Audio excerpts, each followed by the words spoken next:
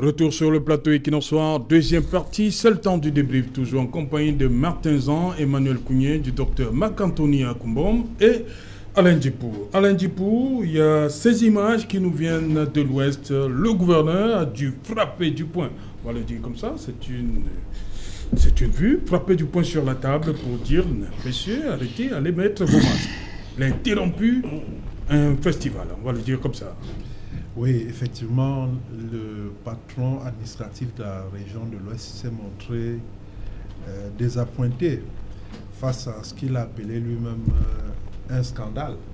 C'est-à-dire en sa présence que des jeunes gens, au cours d'un festival, viennent en masse, sans porter le nécessaire, sans respect des mesures barrières. Lui qui a toujours l'habitude, pris des communiqués pour demander de respecter la distanciation sociale, d'éviter même des attroupements de plus de 50 personnes. Oui. Et là, il y avait moins de 50 personnes manifestement, non. Vous comprenez, dans son courroux qui a dû... Pourquoi on choisit certaines mesures et pas les autres? Non, c'est... Là, on avait plus de 50 personnes. C'est justement ce genre de mesures de 2 poids 2 mesures. C'est justement ce genre de 2 poids 2 mesures qu'il ne faudrait pas que l'on... On sait quand même qu'il a levé cette mesure interdisant les funérailles. Mais on n'a pas levé la mesure qui vient du gouvernement. La flexibilité en termes de levée de mesures ne peut pas se comprendre du moment où la propagation du Covid n'est pas endiguée. On a toujours encore, aujourd'hui, je crois qu'on frôle déjà les 80 000 cas de contaminés. Donc, c'est pour dire que la bataille n'est pas terminée. Il ne faut pas lever le pied pensant qu'on a déjà tordu le cou au coronavirus. Que non. Donc, c'est le lieu de monter, de redoubler plutôt de vigilance et de faire attention au respect de ces mesures barrières-là. Donc, l'attitude du gouverneur devant ce genre de manif ne pouvait que provoquer son ire. Et il n'est pas passé par 4 chemins, ni par Monts-et-Vaux, pour le faire savoir à la foule que vraiment vous ne pouviez pas venir ici en si grand nombre sans masque. Et donc, moi, je pense que... C'était surtout les acteurs, hein, les jeunes qui... on a même vu les spectateurs autour. Oui. Beaucoup n'avaient pas de masque. Et ils étaient bien touffus là, bien... Il n'y avait pas une certaine distanciation entre les personnes. Et donc, tout était réuni pour que le Covid se propage à merveille autour, n'est-ce pas, de ce festival. Emmanuel Kounié. Les masques, le gouverneur exige les masques, mais on a plus de 50 personnes. Comment on comprend? Non, je crois que le gouverneur n'est pas dans son rôle. N'est pas dans son rôle. Comment ça? Je regrette. Le rôle du gouverneur, c'est d'assurer la coordination des services publics. Donc, ce que le gouverneur a à faire, si vraiment l'objet, c'est de faire en sorte que les mesures barrières soient respectées, le gouverneur doit appeler tous les services publics à une réunion de coordination, donner des instructions pour que chacun, en ce qui le concerne, là où il se trouve, puisse appliquer la mesure. Mais il ne peut pas venir lui-même, le commandant de brigade là, le sous-préfet là, il commence à dire oui, non, c'est pas comme ça que ça se passe. Pour s'assurer que ça se fait de manière assidue, il faudrait que même le directeur d'école puisse jouer ce rôle qu'il veut essayer de jouer là, que l'infirmier à l'hôpital, que dans tous les services publics ça se fasse, que les chefs traditionnels jouent également ce rôle, que l'information circule de manière à ce qu'on le fasse de manière harmonieuse, pour que toutes les populations... Il a fait ce qu'il a fait là, dès qu'il s'en va, tout le monde va enlever le masque et puis on va redevenir la case initiale. Donc ça, c'est un peu de sensationnel et puis je crois qu'on ne gouverne pas un pays avec ce genre de choses. Moi, je crois que... Mais le gouverneur ne pouvait pas aussi laisser passer ça. Oui, qu'est-ce que vous reprochez vous pensez au gouverneur? Ce qu'il a fait là prouve que s'il avait donné des instructions, personne n'a respecté ses instructions. Et ça veut donc dire quoi? Ça veut dire qu'il doit aussi appeler tous ces gens-là et leur dire qu'il n'est pas d'accord avec eux. Oui. Et puis faire en sorte que... Ce n'est pas le gouverneur qui fait la police. Le gouverneur donne des instructions, il s'assure que les instructions qu'il donne sont respectées partout. Parce qu'il est à Bamongoum, est-ce qu'il va se trouver à Banjoun, à Bayangam, à Baham, à Bawan? Il va se multiplier? Non, ce n'est pas son rôle. Moi, je crois qu'il peut faire comme il a fait là pour faire la publicité ou bien je ne sais pas quoi. Mais je crois que c'est du folklore, ça. Ça, c'est du folklore. Moi, je crois qu'un gouverneur, si moi je suis gouverneur, j'appelle tous les responsables des services publics, tous les chefs traditionnels, je fais des réunions et des réunions pour les amener, pour les mettre en condition. Et c'est d'ailleurs pour ça que les 180 milliards ont été débloqués. Il fallait que l'argent soit disponible et qu'on puisse mettre à contribution tous ceux qui peuvent travailler pour faire le travail. Moi, ça, c'est un gouverneur qui peut-être n'a même pas 50 000 en poche, qui est en train de dire aux gens de faire ceci, cela. Vous pensez qu'on pouvait trouver les masques pour tous ceux que nous avons vus là, sur place? On a trouvé quelques masques. Les masques sont sortis après. Oui, pour faire le show. Le chariot du gouverneur. Pour faire le show, quelques masques. Mais on ne pouvait pas donner le masque à tout le monde. Donc je crois que ce n'est pas ça. C'est pas ça. C'est pas de ça comme ça. Ce problème doit être fait de manière sérieuse, de manière approfondie, de manière assidue, pour que les populations s'adaptent si tel est le cas. Mais ce genre ce que je viens de voir là, c'est pour amuser la galerie. Et Martinzan, le gouverneur était dans son rôle quand même. Hein, il ne pouvait pas, pour lui, il ne peut pas laisser passer un événement comme celui-là avec des personnes qui n'ont pas de masque de protection. Affirmatif, monsieur Saint-Jalon. Vous savez, monsieur le chef de l'État, son Excellence Paul Biya, a dit dans toutes ses adresses, il demande de respecter les mesures barrières. On les enseigne dans toutes les écoles, que ce soit la maternelle, de la maternelle jusqu'à l'enseignement supérieur. Avec ce qui s'est passé à Bamongo. Oui, effectivement. Les masques sont là, mais ce n'est pas la seule mesure. Non, on pas ces masques. Pourquoi? Non, ce n'est pas la seule mesure. Mais on avait plus de 50 personnes à Bamongo. Affirmatif. Pourquoi le gouverneur a laissé passer ça? C'est pourquoi le gouverneur est intervenu. Parce que c'est lui qui gère, dans la région, il gère ce qu'on appelle la police administrative, contrairement à ce que M.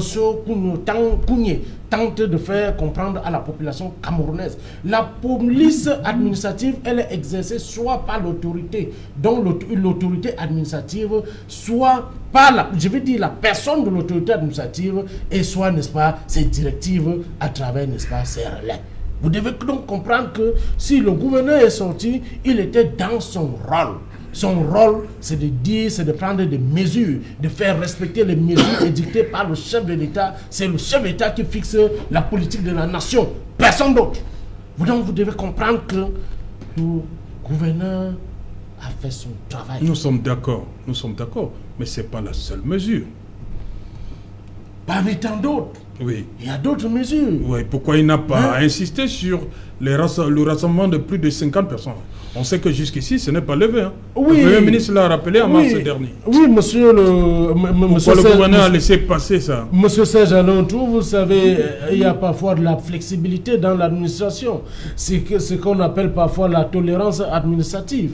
Cela peut arriver, c'est dans les textes, c'est prévu dans tous les textes. Ça n'existe dans aucun texte. La tolérance administrative n'existe dans aucun texte. C'est une pratique. Parce que le corona tolère. Vous n'avez jamais été dans l'administration, je vous informe. Le coronavirus ne tolère pas. Monsieur Kougny, je vais vous faire comprendre. Pour connaître l'administration, on n'a pas besoin d'être dans l'administration, ça s'apprend. Donc ça n'existe pas. Vous devez comprendre ça. Ça n'existe dans aucun texte. Ça s'apprend à l'école. Ça n'existe dans aucun texte. Je vais vous faire comprendre qu'il y a des mesures que des autorités administratives peuvent laisser passer pour la cohésion nationale. Vous devez le comprendre. C'est vrai. Et ça, c'est vrai, et c'est dans des textes. Non, c'est pas dans les textes. C'est pas dans les textes. Il y a des textes où il y a la flexibilité. Il y a des textes qui admettent Cher monsieur, ce sont les usages. Je ne sais pas dans quelle école vous étiez. Ce sont les usages. Ce n'est pas les textes. Monsieur, je suis formé, je suis un produit des universités. Non, quelle université? Voilà. On apprend quoi là-bas? Ok, merci. Ça veut dire que vous n'avez rien appris là-bas? Non, je ne pas du tout. J'étais à la bonne école. Docteur Macantoni. Vous n'avez rien appris là-bas? Je vous en prie, Non, je vous en prie. Docteur Macantoni, pour ce que vous avez vu à Bamongoum, le gouverneur, il a quand même rappelé aux gens que la pandémie, ce n'est pas encore du passé.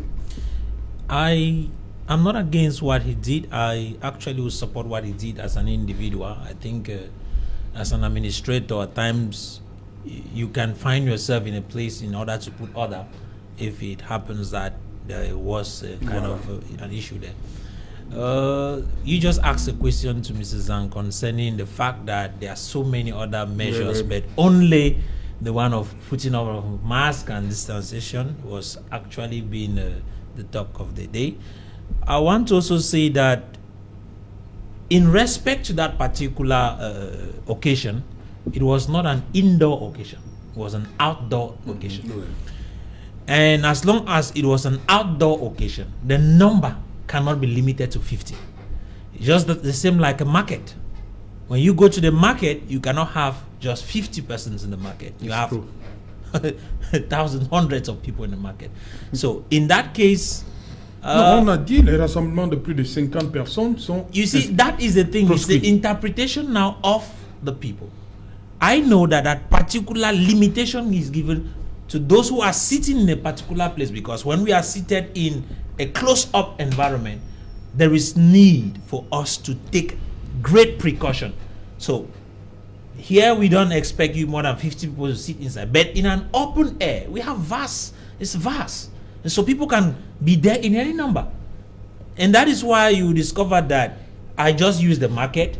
When these barriers, you see people in numbers, in barrier places. There are different occasions. I think I visited when they was installing I think c'était divisionnaire. Superintendent? In Bonaberry. I visited the area, passed. That day, somebody was working with me, asked me, people said they have to respect 50, but here they are more than 50. I said no.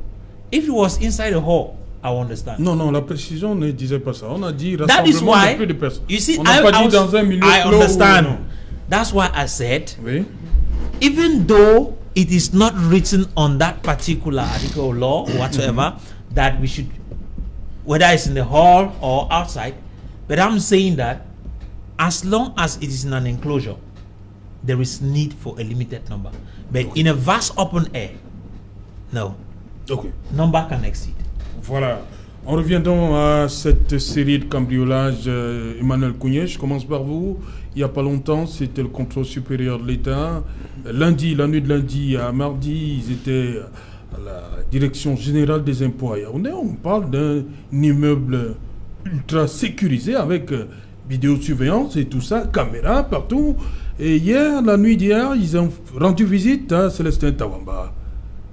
Oui, c'est dans du JICAM, au JICAM. Oui, ça, comment on comprend? Je crois que... Qu'est-ce qui explique ça, ces cambriolages en série?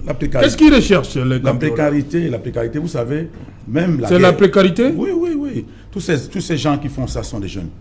Il y a pas, je crois vous connaissez ceux qui ont fait ça? Je ne connais pas, mais c'est les jeunes. Vous avez vu ce qu'on a... Non, moi je parle des cambriolages. Les cambrioleurs? Non, les cas qu'on cite là, oui. On ne parle pas des directions générales des impôts, c'est pas quand même pas une petite maison. Mais vous pensez que c'est un métier?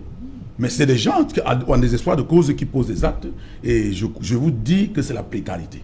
Dans une société, quand vous voyez, n'est-ce pas, la violence, le banditisme, prendre... Ils ne cherchent pas des documents, quelque chose? Peut-être, mais ça c'est entre autres. Ils peuvent chercher des documents. Même si vous cherchez des documents, il faudrait justement trouver des gens qui n'ont rien à faire pour les instrumentaliser pour le faire. Donc, il y a la précarité et le système actuel a, a marginalisé beaucoup de jeunes et les a mis dans une posture où on peut les récupérer pour poser beaucoup d'actes. Vous avez vu à l'extrême nord, Boko Haram arrive aussi à trouver ces gens là-bas pour poser, pour faire ces sales besognes. Donc, le problème n'est pas le problème du cambriolage. Le problème, c'est comment faire pour faire en sorte que notre pays puisse reprendre sa sérénité, reprendre sa croissance. Et je voudrais en profiter pour dire à mon ami Zan que il a parlé du chef de l'État ici, vous allez me donner 2 secondes pour lui dire que nous pensons au MRC que Maurice Kamto au pouvoir, puisque vous voulez que j'en parle, au pouvoir, nous allons mettre fin au délestage en 5 ans. Nous allons relancer l'agriculture pour que ces enfants... Attendez, on va relancer l'agriculture. Non, vous allez... L'agent de suivi vole... Si tu m'empêches de parler, tu ne parleras plus. Je vous en prie. Vous n'êtes pas venu pour ma personne. Vous avez volé 180 milliards, personne ne vous demande rien. Alors, remboursez l'agent de suivi vol. Monsieur Kouni. Je vous en prie. Remboursez l'agent de suivi vol. Je dis que vous avez pris 180 milliards. Monsieur Kouni, vous avez volé 180 milliards. Je vous en prie. Si tu m'interromps maintenant, si tu parles encore du président de la République, je t'empêcherai de parler. Ne prononce plus le nom du président de la République. C'est le chef de l'État. Bon, je voudrais te dire que... Donc, je voudrais te dire que... je vous en prie. Si tu m'empêches de parler de Maurice Kamto, tu ne parleras pas du président de la République. Ah bon? Oui, je te le dis. Vous voulez faire un défi avec moi? Je te dis. Qui gère ce pays? C'est le chef de l'État, je voudrais te dire, mon cher monsieur. Son excellence. Je voudrais donc te dire que... Pas Maurice Kamto, c'est un kidam politique. Nous avons 5... Non, je vous en prie. Nous avons 5 ans. Ça, on c'est- respecte. c'est C'est une une personnalité sur ce si vous plateau. voulez faire la campagne, mais allez, c'est pas le moment de Merci, faire la campagne. merci, je nous vous sommes pas en ai pleine compris. campagne. Alain Djipo, Ça, c'est un petit insolent. je- Vous Alain, amenez nous sommes des pas en insolents pleine comme ça campagne. devant Je vous tout en le prie, plateau. je vous en Emmanuel Kougné. Alain Djipo, ces cambriolages en série là, quelle interprétation vous faites? Consupé, DGI, JICAM. J'ai envie de parler de la loi de la série. Oui. Et tout à l'heure, dans votre transition avec la présentatrice du journal, vous avez bien posé la question qui m'a un peu amusé. Après le JICAM, à qui sera le tour cette nuit? Manifestement, je souhaite que ça ne soit pas Equinox ici. Mais non, pour être plus sérieux, je pense que il faut... toute cette série de vols, de cambriolages participe, n'est-ce pas, du regain du climat de criminalité. De plus en Vous plus... croyez que c'est des, comme dit Emmanuel Kougné, des jeunes qui sont, on va dire, désœuvrés? Moi, je n'ai pas envie de faire porter le chapeau à la jeunesse. Voilà. Je dis simplement parce que... Lorsque vous regardez les images qui ont circulé sur Oui. la DGI, est-ce que c'est des, on va dire comme ça, des voleurs comme on rencontre tous les jours? Au niveau de la DGI, je suis même plutôt stupéfait. Oui. Parce qu'avec tous les systèmes informatiques installés, visioconférence, caméra, ça m'étonne que plus de 48 heures qu'on n'arrive pas à mettre le grappin sur ceux qui ont opéré de ce côté. Puisque en réalité, on devrait seulement visualiser les caméras pour voir qui sont ces cambrioleurs-là et puis chercher à les attraper, même s'ils étaient cagoulés ou pas. Non, on aurait pu faire un travail de police scientifique pour retrouver au moins les traces. Et puis même commencer des enquêtes sur des pistes plus sérieuses. Au JICAM, ce que le communiqué du JICAM ne nous a pas dit, selon mes informations, c'est qu'il y aurait aussi... C'est vrai, on a mentionné les bureaux qui ont été éventrés, mais il y a des fortes sommes d'argent qui ont été ramassées de ce côté, notamment dans les services de comptabilité et autres. Donc je pense que en réalité... le verre est souvent dans le fruit. Ceux qui maîtrisent ces points qui sont stratégiques, tout à l'heure vous avez évoqué le cas du Consupé, vous avez évoqué la DGI, vous avez évoqué le JICAM. Ce n'est pas des endroits banals comme ça. Donc pour y être, il faut avoir une bonne connaissance de la bâtisse de l'édifice. Et puis, bien même avoir des complicités en interne. Justement. C'est pour cela que je dis que le verre est dans le fruit, parce que le cambrioleur, pour aller opérer, doit avoir l'information. Et l'information, la source est toujours dans la maison. C'est quelqu'un qui vend la mèche pour dire que, bon, vraiment, il y a un peu de carburant de ce côté, viens en chercher, et puis on met sur pied un stratagème pour, bon, carburant, vous comprenez ce que je veux dire. Donc, pour mettre la main dessus. Donc, pour dire qu'en réalité, ne soyons pas surpris que de tels incidents se multiplient. Quand ce n'est pas des incendies, c'est des cambriolages.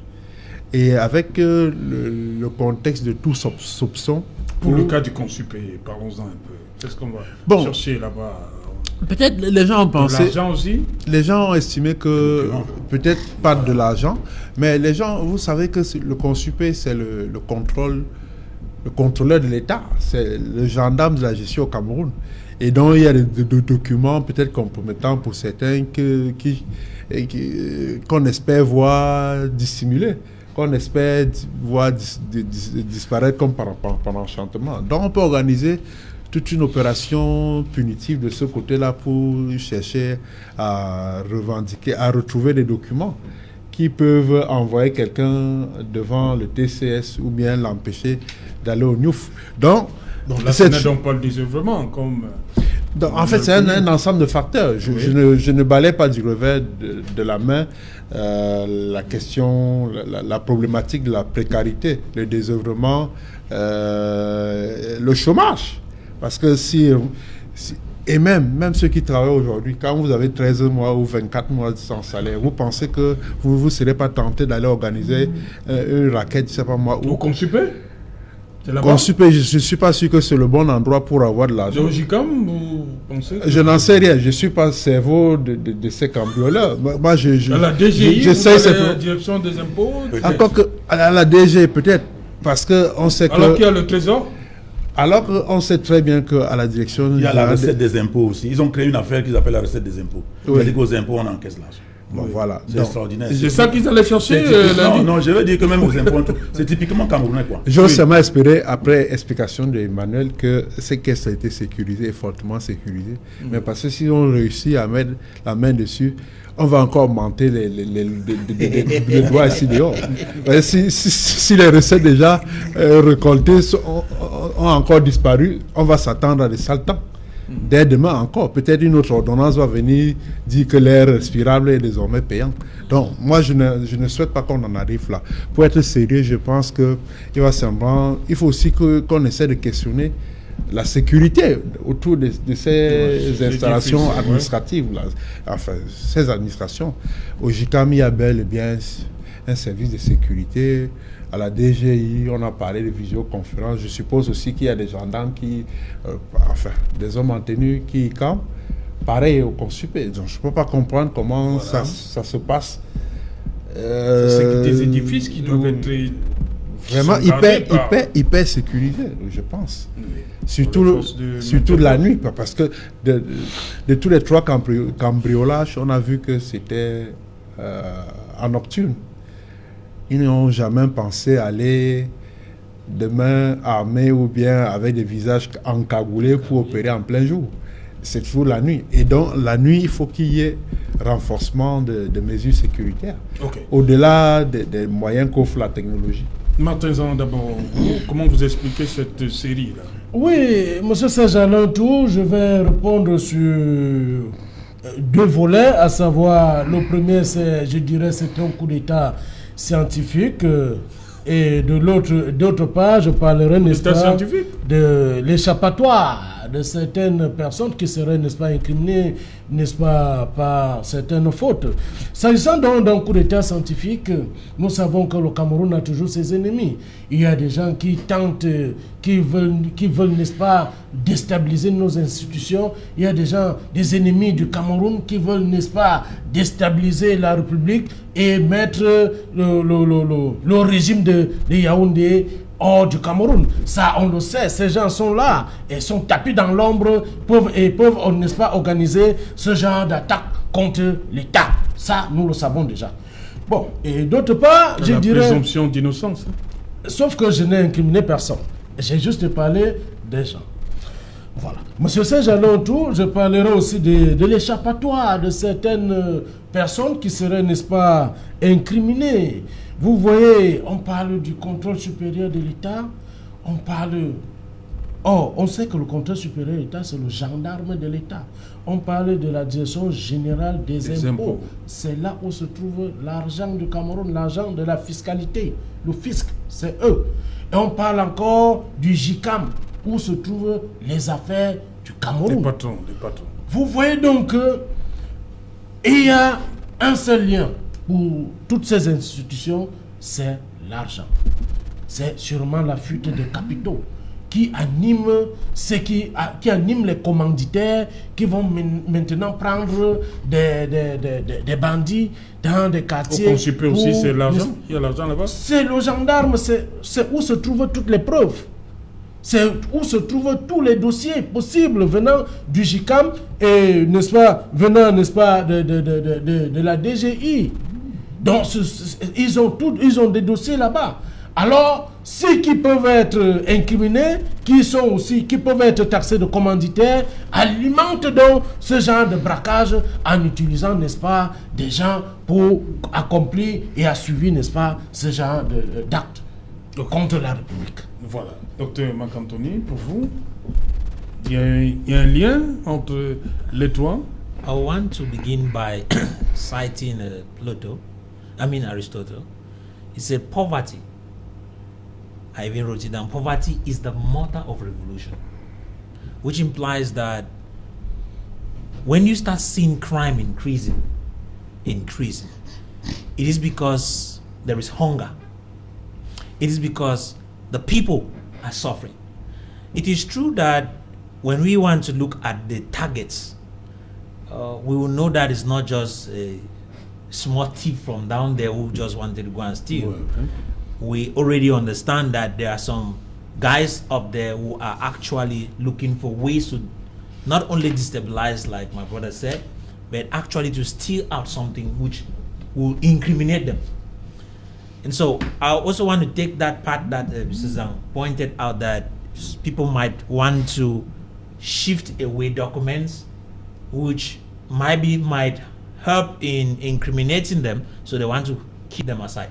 So if Cameroon needs to go out of issues like this, I think that a nation that is well fed will not have hungry people to go breaking places, will not have crime wave increasing. And so there is need for the government of Cameroon to make sure that there is adequate capacity building, there is adequate human resource development, which will permit young Cameroonians to become productive. Because what we have now in Cameroon, we have a society of consumers, a society where individuals are meant to consume. And so we need to build a society where people are productive. If not, we will end up with a nation where everybody will be looking up to the government. If this does not happen, the government. So we need to point out things, restructure our community to become a country, a nation which actually empowers for the purpose of productivity. If not, crime wave will keep on increasing. Okay. You hear, you just ask a question from Jicam, when next? We do not know. We might be waiting this night, we'll hear it tomorrow. So I pray that Cameroon government should be able to do their part in empowering the young ones to move forward, so that our Silicon Valley in Boya can do more. Voilà, justement, en 30 secondes, je crois que qu'est-ce qu'on retient sur la thématique 32% pour vous? Vous maintenez que c'est énorme? Non, je crois qu'il faut mettre fin à ça. Rien n'explique cette augmentation. Il faudrait que le délégué général de la sécurité nationale, que le chef de l'État, puisque voilà, ce n'est pas la police, que le chef de l'État. C'est pas la police qui a augmenté. Oui, il y a eu aussi une ordonnance où on nous disait qu'on devait mettre, n'est-ce pas, une taxation sur le téléphone. Les gens ont dit que c'était pas normal, ils ont reculé. J'espère qu'ils doivent reculer très rapidement, parce qu'ils peuvent pas demander de payer le passeport à 110 000. Nous serons en Afrique le pays où le passeport coûte le plus cher. Je crois que nous n'avons pas le passeport le plus sécurisé. Même en Europe, le passeport ne coûte pas ce prix-là. Donc je crois qu'il faudrait qu'on toute proportion garder, qu'on ne fasse pas de l'exagération, et qu'ils sachent que nous avons compris qu'ils ont voulu prélever sur les populations de l'argent en amenant, n'est-ce pas, les fonctionnaires et l'administration à ne pas s'efforcer pour produire là où l'administration devrait produire, ce qui est déloyal, ce qui est injuste, et qu'ils comprennent que ce n'est pas normal, qu'ils reviennent à la raison et qu'ils mettent fin rapidement à cette affaire et qu'ils nous laissent encore, au moins là où on était, je crois que c'était combien? 75 000. 75 000, on peut encore essayer, et qu'ils mettent fin à ce qu'ils appellent les passeports express. Et qu'ils cessent, non, le secrétaire dit que ça. Et qu'ils cessent, n'est-ce pas, d'envoyer les douaniers en route pour enquêter les gens, leur demander de payer la douane sur des marchandises qu'ils n'ont pas importées. Ça, c'est le ridicule total. Okay. Donc, c'est ce que je peux demander. Martin Zhang, pour vous, d'ici le 1er juillet, on peut faire machine arrière, on peut reculer. Non, le 110 000, c'est énorme. Pour ceux qui connaissent bien le chef de l'État, tu recommences avec ton chef de l'État. Constant. Tu recommences avec le chef de l'État. Monsieur Kougny. Tu recommences avec le chef de l'État. On est venu sur le chef de l'État. Monsieur Kougny. Mais on n'est pas venu ici pour le chef de l'État. C'est le chef de l'État qui fixe. Si on n'est pas venu ici pour le chef de l'État, parle toi-même de ce que tu veux parler. Donc, c'est lui qui a pris cette ordonnance et nous ne pouvons pas reculer. Nous avons fait, les calculs ont été faits par les spécialistes de la finance publique et les spécialistes de la gestion de l'État. Et nous sommes arrivés à cette conclusion qui a amené au chef de l'État. On a déjà reculé une fois. Il faut qu'on recule. Merci. Ils doivent reculer. Oui, je vous en prie. Macantoni, rapidement. Certainly, I think that avant le 1er juillet, it is necessary that peut être fait. I believe something can be done. You remember the last time when it came to phones, where we were supposed to be buying phones from the shop and paying taxes, which importation taxes, which was evil. I think the president heard our voices during that period and withdrew that law. I think this one too is not something that he should encourage. Cameroonians should not go to make passport and they pay a whopping sum of 110,000 francs. And you know when they talk of 110,000 francs, that's not all. You have to talk of certification of this and that and that. At the end of the day, you discover you are gone to 150,000. So that idea should be removed. Let them keep it at the 75. Cameroonians can manage. Okay. It is obvious that we do not have the finance, because you look at Cameroonians practically suffering. They don't have food to eat. Then what do you think about somebody struggling to send a child out to go and study or do something? You tell the child to go and make a passport for 110,000. That is a crime in itself. Okay. Let that change. Voilà, Alain Djipo, je termine par vous. 110 000 d'ici le 1er juillet. Le chef de l'État peut revenir comme c'était pour le téléphone. Je crois que Demander c'est... le surseoir, c'est l'expression qu'il avait utilisée. Oui, je pense que ce serait de bon ton que le chef de l'État prenne ses décisions. Et je voudrais l'encourager à voir dans quelle mesure resserrer le train de vie de l'État, question de récupérer cet argent et d'affecter donc à la production des passeports pour éviter d'affamer davantage et d'appauvrir les Camerounais. Comme dit la biométrie, s'il fallait augmenter 75 000, peut-être à combien? Qu'est-ce qui peut être raisonnable pour vous? Il n'y a rien de 610 000. Il n'y a rien de raisonnable quand il s'agit d'augmenter. C'est-à-dire de faire supporter de nouvelles charges au peuple. Il n'y a rien de raisonnable. Donc l'idéal serait plutôt de ramener ça à des proportions normales. Ou bien de maintenir à son qu'on revienne même à 50 000. Pourquoi ça c'était d'abord parti à 50 000? Toujours dans la perspective de racketter le bas peuple. Donc moi je pense qu'il n'est pas temps pour le gouvernement de réviser, même comme ça vient du chef de l'État, il n'est pas tard.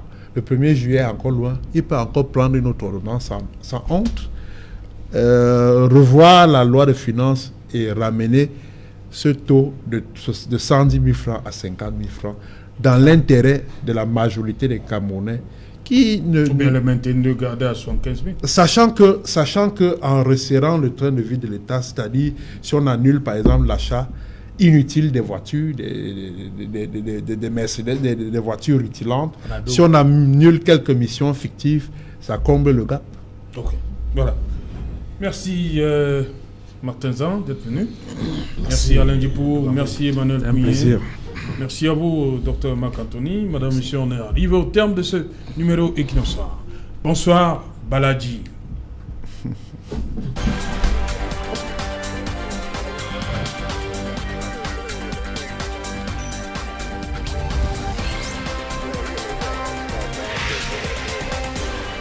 Répondre aux besoins du marché de l'emploi, spécifiquement dans le domaine ferroviaire, est le défi auquel répond le Centre de formation professionnelle